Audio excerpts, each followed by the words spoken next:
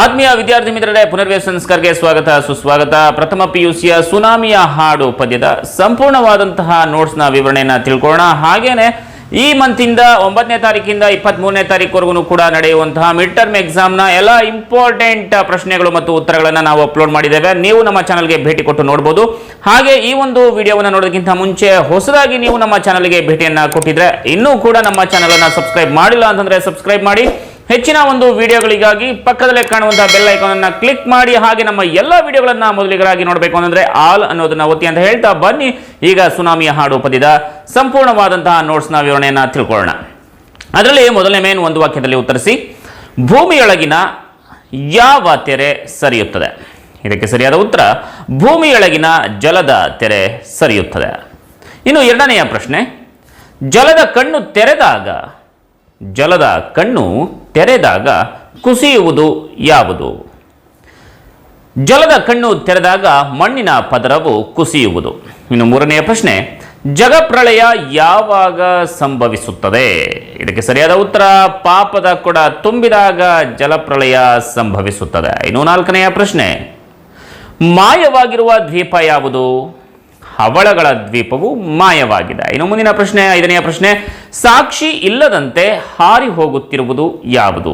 ಇದಕ್ಕೆ ಸರಿಯಾದ ಉತ್ತರ ಗುಡಿ, ಚರ್ಚು, ಮಸೀದಿಗಳು ಸಾಕ್ಷಿ ಇಲ್ಲದಂತೆ ಹಾರಿ ಹೋಗುತ್ತಿವೆ. ಇನ್ನು ಆರನೆಯ ಪ್ರಶ್ನೆ, ನಕಾಶೆ ಹುಡುಕುತ್ತಿರುವವರು ಯಾರು? ಇದಕ್ಕೆ ಉತ್ತರ ಉತ್ಖನನ ನಡೆಸುವವರು ನಕಾಶೆಯನ್ನ ಹುಡುಕುತ್ತಿದ್ದಾರೆ. ಇದಿಷ್ಟು ಒಂದು ವಾಕ್ಯದಲ್ಲಿ ಉತ್ತರಿಸಿ. ಇನ್ನು 2-3 ವಾಕ್ಯಗಳಲ್ಲಿ ಉತ್ತರಿಸಿ ಎರಡನೇ ಮೇನ್ ನೋಡೋಣ ವಿದ್ಯಾರ್ಥಿ ಮಿತ್ರರೇ. ಕವಿತೆಯಲ್ಲಿ ಜಲಪ್ರಳಯವನ್ನ ಹೇಗೆ ಕಲ್ಪಿಸಲಾಗಿದೆ? ಇದಕ್ಕೆ ಸರಿಯಾದ ಉತ್ತರ ಭೂಮಿಯಲ್ಲಿ ಹಿಂದೆ ಕಾಣದಿದ್ದಷ್ಟು ಮೋಡಗಳು ಆವರಿಸಿ ಭೂಮಿಯೊಳಗಿನ ಜಲದ ತೆರೆಯು ಸರಿಯುತ್ತಿದೆ. ಮೊಸಳೆಯ ಬಾಯಂತೆ ಜಲದ ಕಣ್ಣನ್ನು ತೆರೆದು ಮಣ್ಣ ಪದರವು ಕುಸಿಯುತ್ತಾ ಜೀವರಾಶಿಗಳೆಲ್ಲವೂ ಸಮಾಧಿಯಾಗುತ್ತಾ ಇರುವುದನ್ನು ಜಲಪ್ರಳಯ ಎಂದಿದ್ದಾರೆ. ಇನ್ನು ಎರಡನೆಯ ಪ್ರಶ್ನೆ, ಅಬ್ಬರದ ಅಲೆ ಎದುರು ದನಿ ಕಳೆದುಕೊಂಡವುಗಳು ಯಾವುವು? ಇದಕ್ಕೆ ಸರಿಯಾದ ಉತ್ತರ ಅಬ್ಬರದ ಅಲೆ ಎದುರು ಮಕ್ಕಳ ಮಾತುಗಳು, ಹಕ್ಕಿಗಳ ಕಲರವ, ಮೀನುಗಾರನ ಬಲೆಯೊಳಗಿನ ಮೀನು ಎಲ್ಲವೂ ನರಳುತ್ತಾ ತಮ್ಮ ಧ್ವನಿಗಳನ್ನು ಕಳೆದುಕೊಂಡಿವೆ. ಇನ್ನು ಮುಂದಿನ ಪ್ರಶ್ನೆ, ಭೂಮಿ ಕುಸಿದಾಗ ಏನಾಯಿತು? ಭೂಮಿ ಕಂಪಿಸಿದಾಗ ಏನಾಯಿತು ಅನ್ನುವಂಥ ಪ್ರಶ್ನೆಯನ್ನು ನೋಡೋಣ. ಭೂಮಿ ಕಂಪಿಸಿದಾಗ ಸಾಗರ ಎಲ್ಲೆ ಮೀರಿ ಗರ್ಜಿಸಿದಾಗ ಜೀವಜಾಲದೊಂದಿಗೆ ಬಹುಕಾಲದಿಂದ ಮಾನವನು ಇಟ್ಟಿಗೆಯ ಮೇಲೆ ಇಟ್ಟಿಗೆ ಇಟ್ಟು ಜೋಡಿಸಿದ ಧರ್ಮ ಸಂಕೇತಗಳಾದ ಗುಡಿ, ಚರ್ಚು, ಮಸೀದಿಗಳು ಸಾಕ್ಷಿ ಇಲ್ಲದಂತೆ ಹಾರಿ ಹೋದವು. ಇನ್ನು ಮುಂದಿನ ಪ್ರಶ್ನೆ, ಕಾಗದದ ದೋಣಿಗಾಗಿ ತೇಲುತ್ತಿದ್ದವು ಯಾವುವು? ಕಾಗದದ ದೋಣಿಗಳಾಗಿ ತೇಲುತ್ತಿರುವುದು ಯಾವುದು ಅನ್ನೋದನ್ನು ನೋಡೋದಾದ್ರೆ ಇದಕ್ಕೆ ಸರಿಯಾದ ಉತ್ತರ ವಾಸ್ಕೋ ಡ ಗಾಮನ ನಾವೆ ಮತ್ತು ಟೈಟಾನಿಕ್ನ ಅವಶೇಷಗಳು ಕಾಗದದ ದೋಣಿಗಳಾಗಿ ತೇಲುತ್ತಿರುವವು. ಇನ್ನು ಮುಂದಿನ ಪ್ರಶ್ನೆ ನೋಡೋಣ. ಐದನೆಯ ಪ್ರಶ್ನೆ, ಕೊನೆಯ ಪ್ರಶ್ನೆ, 2-3 ವಾಕ್ಯದಲ್ಲಿ ಉತ್ತರಿಸಿ. ಮಂಗಳ, ಶುಕ್ರ ಗ್ರಹಗಳನ್ನು ಯಾಕೆ ಹುಡುಕಬೇಕು?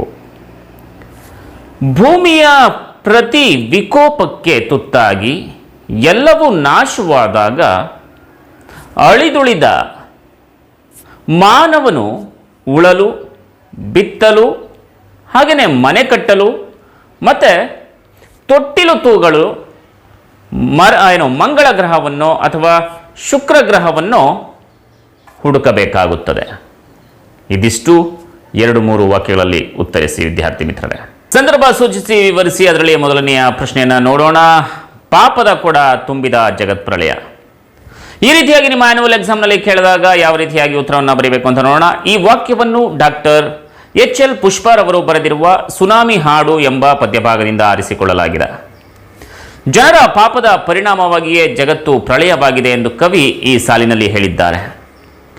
ಮಾನವ ತನ್ನ ಸ್ವಾರ್ಥಕ್ಕಾಗಿ ಪ್ರಕೃತಿಯ ಮೇಲೆ ಶೋಷಣೆಯನ್ನ ಮಾಡುತ್ತಲೇ ಬರುತ್ತಿದ್ದಾನೆ ಎಂದು ಅವನ ಪಾಪದ ಕೊಡ ತುಂಬುವುದೋ ಅಂದು ಸಮುದ್ರದ ಅಲೆಗಳು ಮೊಸಳೆಯಂತೆ ಬಾಯಿ ತೆರೆದು ಮಣ್ಣಿನ ಪದರದೊಳಗೆ ಎಲ್ಲ ಜೀವರಾಶಿಗಳನ್ನು ಸಮಾಧಿಯೊಳಗೆ ಜಾರಿಸಿ ಬಿಡುತ್ತದೆ. ಮಾನವನ ಪಾಪದ ಕೊಡ ತುಂಬಿದಾಗಲೇ ಜಗತ್ತಿನ ಪ್ರಳಯವಾಗುತ್ತದೆ ಎಂದು ಕವಯಿತ್ರಿ ತಿಳಿಸಿದ್ದಾರೆ. ಇನ್ನು ಎರಡನೆಯ ಸಂದರ್ಭ, ಸತ್ತವರ ಎಲ್ಲ ಸತ್ತೆ ಹೊರಬೀಳುತ್ತಿದೆ. ಈ ವಾಕ್ಯವನ್ನು ಡಾಕ್ಟರ್ ಎಚ್ ಎಲ್ ಪುಷ್ಪಾರವರು ಬರೆದಿರುವ ಸುನಾಮಿ ಹಾಡು ಎಂಬ ಪದ್ಯಭಾಗದಿಂದ ಆಯ್ದುಕೊಳ್ಳಲಾಗಿದೆ. ಕವಯಿತ್ರಿ ಸಾಲಿನಲ್ಲಿ ಸುನಾಮಿಯ ಪರಿಣಾಮವನ್ನು ಕುರಿತು ಹೇಳಿದ್ದಾರೆ. ಜಲಪ್ರಳಯದಲ್ಲಿ ಕುದಿಯುವ ಕಡಲು ಉಕ್ಕಿ ಸುನಾಮಿಯ ಅಲೆಗಳಾಗಿ ತನ್ನ ಒಳಗಿದ್ದದನ್ನೆಲ್ಲ ಹೊರಕ್ಕೆ ಹಾಕುತ್ತಾ ಹೋಗಿರುವ ಮನುಕುಲವನ್ನು ಒಳಕ್ಕೆ ಸೆಳೆದು ಮನುಕುಲವನ್ನೇ ನಾಶ ಮಾಡಿದೆ, ಒಡಲನ್ನು ಬರಿದಾಗಿಸಿದೆ. ಸತ್ತವರ ಎಲ್ಲ ಸತ್ತೆ ಹೊರಬೀಳುತ್ತದೆ, ಎಲ್ಲ ಹವಳದ ದ್ವೀಪಗಳು ಮಿನುಗುವ ಮುತ್ತುಗಳು ಮಾಯವಾಗುತ್ತವೆ ಎಂದು ಹೇಳಿದ್ದಾರೆ. ಇನ್ನು ಮೂರನೆಯ ಸಂದರ್ಭ, ಗುಡಿ ಚರ್ಚು ಮಸೀದಿಗಳಲ್ಲಿ ಹಾರಿ ಹೋಗುತ್ತವೆ. ಈ ವಾಕ್ಯವನ್ನು ಡಾಕ್ಟರ್ ಎಚ್ ಎಲ್ ಪುಷ್ಪಾರವರು ಬರೆದಿರುವ ಸುನಾಮಿ ಹಾಡು ಎಂಬ ಪದ್ಯಭಾಗದಿಂದ ಆಯ್ದುಕೊಳ್ಳಲಾಗಿದೆ. ಪ್ರಕೃತಿ ಮನುಷ್ಯ ಸೃಷ್ಟಿಯನ್ನು ಕ್ಷಣ ಮಾತ್ರದಲ್ಲಿ ನಾಶಪಡಿಸಬಲ್ಲದು ಎಂಬುದನ್ನು ಈ ಸಾಲಿನ ಮೂಲಕ ತಿಳಿಸಿದ್ದಾರೆ.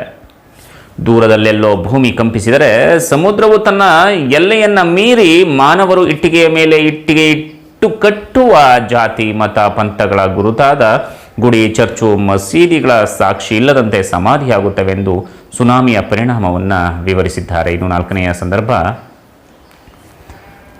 ಎಲ್ಲಿಂದ ಅಗೆಯಬೇಕೆಂದು ನಕಾಶೆ ಹುಡುಕುತ್ತಾರೆ. ಇದಕ್ಕೆ ಸರಿಯಾದ ಉತ್ತರ ಈ ವಾಕ್ಯವನ್ನು ಡಾಕ್ಟರ್ ಎಚ್ ಎಲ್ ಪುಷ್ಪಾರವರು ಬರೆದಿರುವ ಸುನಾಮಿ ಹಾಡು ಎಂಬ ಪದ್ಯಭಾಗದಿಂದ ಆಯ್ದುಕೊಳ್ಳಲಾಗಿದೆ. ಸುನಾಮಿಯ ಪರಿಣಾಮವಾಗಿ ಮುಂದೆ ಮಾನವನ ಅವಶೇಷಗಳನ್ನು ಹುಡುಕುವಂತಹ ಸನ್ನಿವೇಶ ಎದುರಾಗಬಹುದೆಂದು ಕವಯಿತ್ರಿ ಈ ಸಾಲಿನಲ್ಲಿ ಹೇಳಿದ್ದಾರೆ.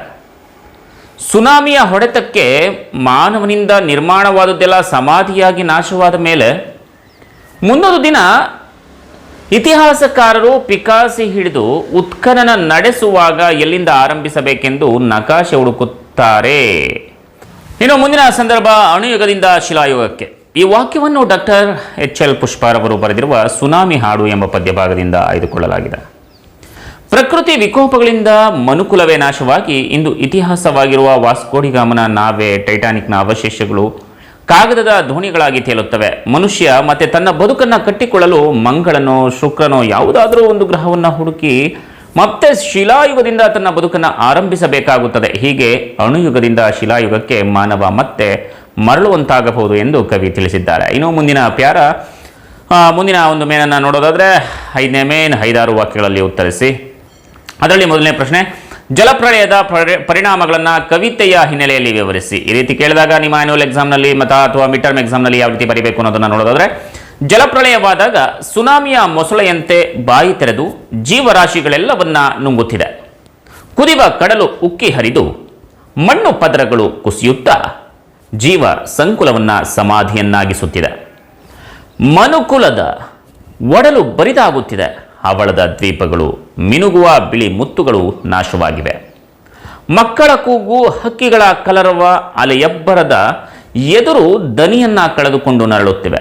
ಮಾನವನು ಇಟ್ಟಿಗೆಯ ಮೇಲೆ ಇಟ್ಟು ಕಟ್ಟಿದ ಗುಡಿ ಚರ್ಚು ಮಸೀದಿಗಳು ಸಾಕ್ಷಿ ಇಲ್ಲದಂತೆ ನಾಶವಾಗುತ್ತಿವೆ. ವಾಸ್ಕೋಡಗಾಮನು ಹಡಗು, ಟೈಟಾನಿಕ್ನ ಅವಶೇಷಗಳು ನಾಶವಾಗಿ ಕಾಗದದ ದೋಣಿಯಂತೆ ತೇಲುತ್ತಿವೆ. ತನ್ನ ಉಳಿವಿಗಾಗಿ ಮಾನವನು ಮತ್ತೆ ತನ್ನ ನಾಗರಿಕತೆಯನ್ನು ಕಟ್ಟಿಕೊಳ್ಳಲು ಮಂಗಳ ಗ್ರಹವನ್ನು ಶುಕ್ರ ಗ್ರಹವನ್ನು ಅವಲಂಬಿಸಿ ತನ್ನ ಬದುಕನ್ನು ಶಿಲಾಯುಗದಿಂದ ಆರಂಭಿಸಬೇಕಾದ ಸ್ಥಿತಿಗೆ ಪ್ರಳಯವು ಪರಿಣಾಮ ಬೀರುತ್ತದೆಂದು ಕವಯಿತ್ರಿ ಪದ್ಯದಲ್ಲಿ ಜಲಪ್ರಳಯದ ಪರಿಣಾಮಗಳನ್ನು ಚಿತ್ರಿಸಿದ್ದಾರೆ. ಇನ್ನು ನೆಕ್ಸ್ಟ್ ಕ್ವಶನ್ನ ನೋಡೋಣ. ಸಾವಿನಲ್ಲಿ ಎಲ್ಲರೂ ಸಮಾನರಾಗುವ ವಿಪರ್ಯಾಸವನ್ನು ಸುನಾಮಿಯ ಹಾಡು ಹೇಗೆ ಧ್ವನಿಸುತ್ತದೆ? ಇದಕ್ಕೆ ಸರಿಯಾದ ಉತ್ತರ, ಮಾನವ ತನ್ನ ಬದುಕಿನಲ್ಲಿ ಜಾತಿ, ಧರ್ಮ, ಮತ ಎಂದು ಬೀಗುತ್ತಾ ತನ್ನಂತೆ ಇರುವ ಸಹಜೀವಿಗಳನ್ನು ದ್ವೇಷಿಸುತ್ತಾ ಭೇದ ಭಾವದಿಂದ ತಾರತಮ್ಯದಲ್ಲಿ ಜೀವಿಸುತ್ತಾನೆ.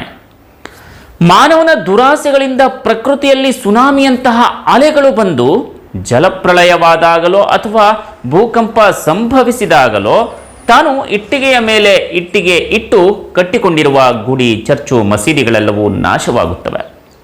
ಸಕಲ ಜೀವ ಸಂಕುಲಗಳ ಜೊತೆಗೆ ಮಾನವನು ನಾಶವಾಗುತ್ತಾನೆ. ಇಲ್ಲಿ ಪ್ರಾಣಿ, ಪಕ್ಷಿ, ಮಾನವ ಎಲ್ಲರೂ ಒಂದೇ ಬಾರಿಗೆ ನಾಶವಾಗುತ್ತಾರೆ. ಹೀಗೆ ಸಾವಿನಲ್ಲೂ ಸಮಾನರಾಗುವ ಅಂಶವನ್ನ ಕವಯಿತ್ರಿ ತಿಳಿಸಿದ್ದಾರೆ. ಇನ್ನು ಮುಂದಿನ ಒಂದು ಪ್ರಶ್ನೆಯನ್ನು ನೋಡೋಣ.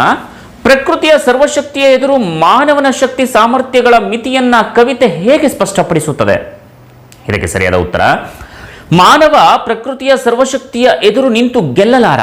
ತನ್ನ ಸ್ವಾರ್ಥದ ಐಷಾರಾಮಿ ಜೀವನಕ್ಕಾಗಿ ಪ್ರಕೃತಿಯ ಮೇಲೆ ಸವಾರಿ ಮಾಡಲು ಹೊರಟಿದ್ದಾನೆ. ಸದಾ ಪ್ರಕೃತಿಯ ಮೇಲೆ ಹಿಡಿತ ಸಾಧಿಸಲು ಪ್ರಯತ್ನಿಸುತ್ತಾ ಪ್ರಕೃತಿಯ ವಿರುದ್ಧ ಕತ್ತಿಮಸೆಯುತ್ತಲೇ ಇದ್ದಾನೆ.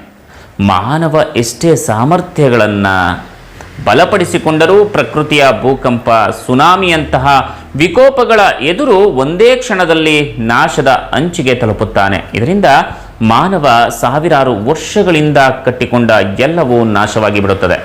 ಆದ್ದರಿಂದ ಪ್ರಕೃತಿಯೊಂದಿಗೆ ಮತ್ತು ಇತರೆ ಜೀವ ಸಂಕುಲಗಳೊಂದಿಗೆ ಸಹಬಾಳ್ವೆಯ ಜೀವನ ನಡೆಸಿದರೆ ಬದುಕು ಚೆನ್ನಾಗಿರುತ್ತದೆ ಎಂದು ಮಾನವನ ಶಕ್ತಿ ಸಾಮರ್ಥ್ಯದ ಮಿತಿಗಳನ್ನು ಕವಿತೆಯಲ್ಲಿ ತಿಳಿಸಿದ್ದಾರೆ. ಪ್ರೀತಿಯ ವಿದ್ಯಾರ್ಥಿ ಮಿತ್ರರೇ, ಇದಿಷ್ಟು ಈ ಒಂದು ಪದ್ಯವಾದಂತಹ ಸುನಾಮಿಯ ಹಾಡು ಪದ್ಯವಾದಂತಹ ಸಂಪೂರ್ಣವಾದಂತಹ ನೋಟ್ಸ್ ಆಗಿದೆ.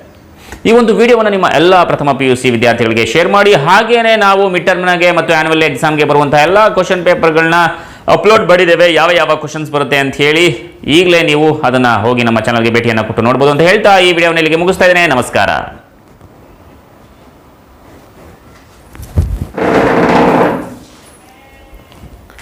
ರೆಕಾರ್ಡ್ ಆಗಿದೆಯಾ, ಕಟ್ ಆಗಿದೆಯಾ?